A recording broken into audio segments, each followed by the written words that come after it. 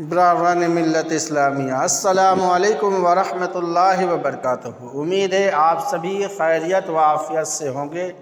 اللہ آپ سبھی کو حفظ و امان میں رکھے۔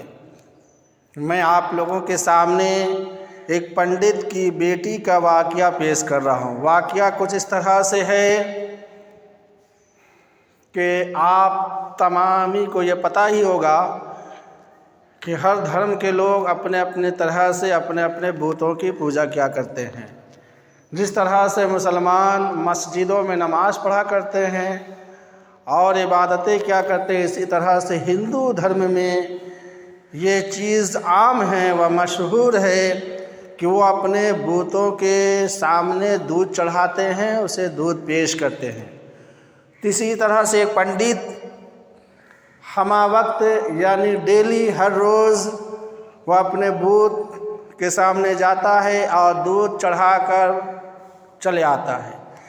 تو ایک مرتبہ پنڈت کی بیٹی جب اپنے ابا کو دیکھتی ہے، اپنے پتا جی کو دیکھتی ہے کہ وہ دودھ چڑھا کے گھر آئے، پوچھتی ہے کہ ابا جان آپ کہاں سے آئے؟ تو کہتا ہے اس کا ابا کہ میں اپنے بتوں کو دودھ پلا کر آیا ہوں۔ تو وہ کہتی ہے کہ ابا جان تو کل آپ مجھے بھی اجازت دیجئے کہ میں دودھ پلا کر کل آؤں گی۔ تو پنڈت کہتا ہے کہ بیٹی دودھ پلانا جو تو کہہ رہی ہے ٹھیک ہے، تو چلے جانا، لیکن دودھ پلانا تو نہیں سکے گی، تم پلانے تو نہیں سکے گی، تم جو ہے دودھ رکھ کر چلے آنا۔ تو کہتے نہیں ابا میں دودھ پلا کر ہی آؤں گی۔ اب جو ہے اس کی بیٹی دوسرے دن کٹورے میں دودھ لے کر چلے جاتی ہے اور بت کے سامنے رکھ دیتی ہے۔ رکھنے کے بعد کہتی ہے کہ ابا جان تو دودھ پلاتے ہیں، اے بت، اے ہم لوگوں کے معبود، آج میں دودھ لے کر آئی ہوں، تو یہ دودھ پی لے۔ لیکن چونکہ وہ تو ایک مورتی ہے، بت ہے، صنم ہے، وہ کیسے دودھ پیے گا؟ وہ بچی اس پنڈت کی لڑکی بار بار اس بت سے کہنے لگی کہ دودھ پی لے، لیکن وہ جو بت ہے دودھ پینے کا نام نہیں لے رہا ہے، یعنی دودھ پی ہی نہیں رہا۔ اب جو ہے وہ بیٹی پنڈت کی سوچتی ہے کہ میرا ابا تو دودھ پلا کر جاتا ہے، تو مجھ سے کوئی ایسی غلطی تو نہیں ہو گئی کہ میرا بت دودھ نہیں پی رہا ہے۔ اب جو ہے وہ کہتی ہے کہ اے بت، میں نے اپنا ابا جان سے یہ وعدہ کر کے آئی ہوں کہ آپ کو یعنی تمہیں دودھ پلا کر ہی آؤں گی، اب تو تم کو دودھ پینا ہی پڑے گا۔ وہ بہت بار کہتے رہی دودھ پی لو، لیکن دودھ پینے کا نام نہیں۔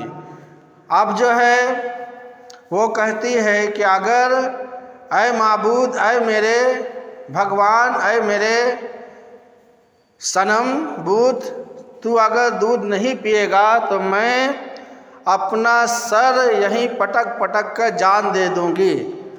اب جو ہے وہ اپنا سر پٹکنے لگی، پورے سر پٹکتے پٹکتے اس کا سر سے خون نکلنے لگا اور جو ہے خون سے اس کا کپڑا آلود ہو گیا، یعنی کپڑا بھی خون میں لگ گیا۔ اب یہاں ماجرا دیکھیے کہ اسی مندر سے باہر راستہ سے جو ہے خواجہ خواصگان ہندر ولی خواجہ غریب نواز معین الدین چشتی اجمیری سنجیری رحمۃ اللہ علیہ پار ہو رہے ہیں۔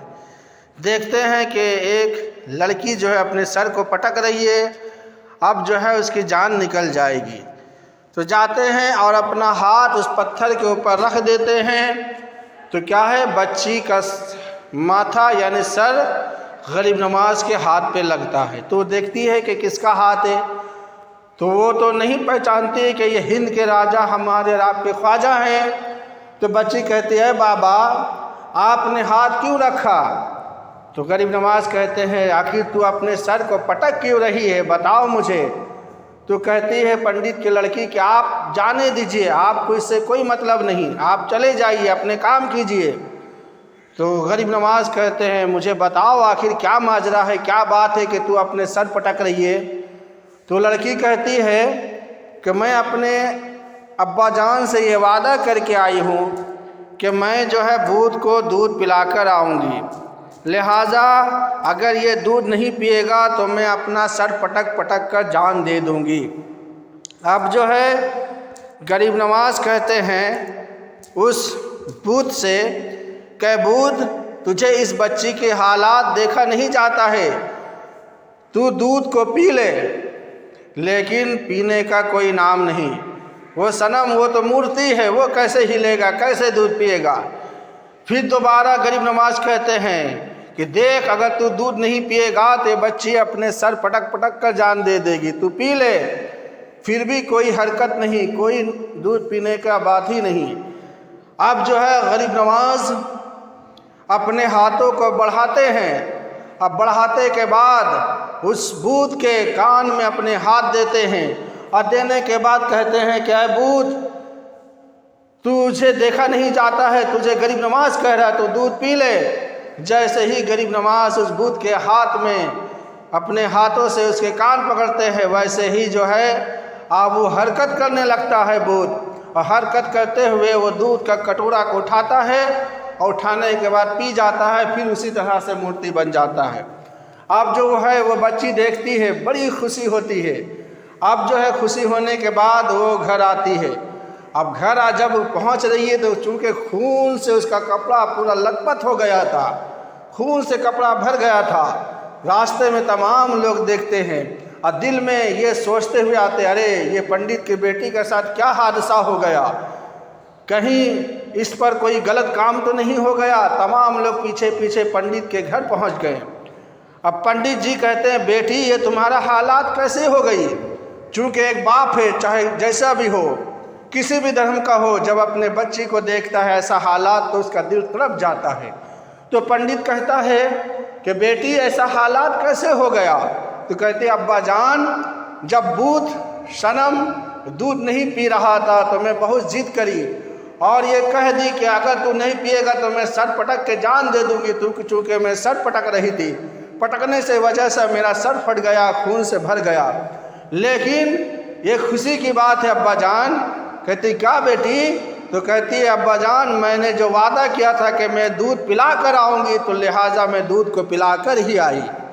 اب یہ سننا تھا، تو سننے کے بعد چونکہ پنڈت وہ تو جانتا تھا، تمام لوگ جانتے تھے کہ وہ جو صنم ہے، بھوت ہے، مورتی ہے، کیسے دودھ پی سکتا ہے؟ ایسا ہرگز ہو ہی نہیں سکتا ہے کہ کوئی دودھ پی لے۔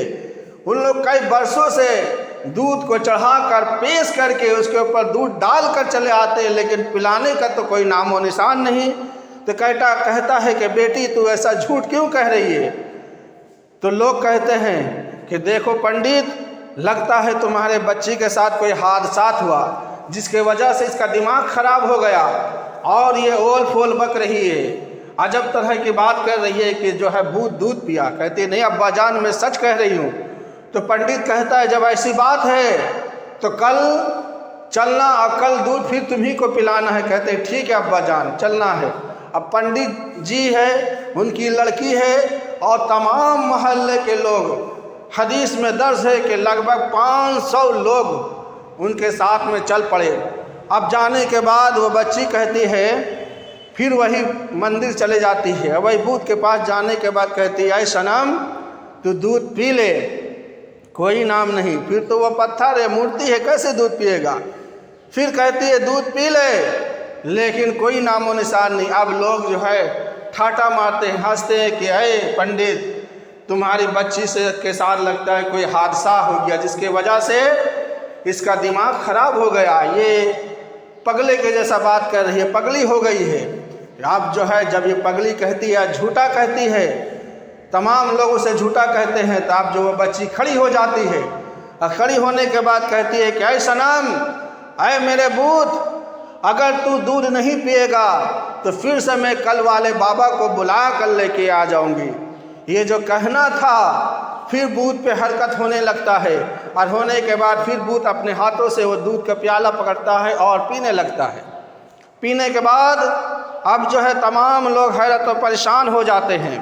ہونے کے بعد تمام کے تمام لوگ یہ دیکھ کر کہتے کہ اے بیٹی، اے بچی، آخر وہ بابا، وہ شخص کون تھے جن کا نام صرف تم لے لی تو ہم لوگوں کے بوجھ جو کئی برسوں سے ہم لوگ جن پہ جان ہوتے ہوئے نہیں دیکھا، ان کا نام لیتے سنگ ان پہ جان آ گیا، دودھ پیتے ہوئے ہم لوگ دیکھ لیے۔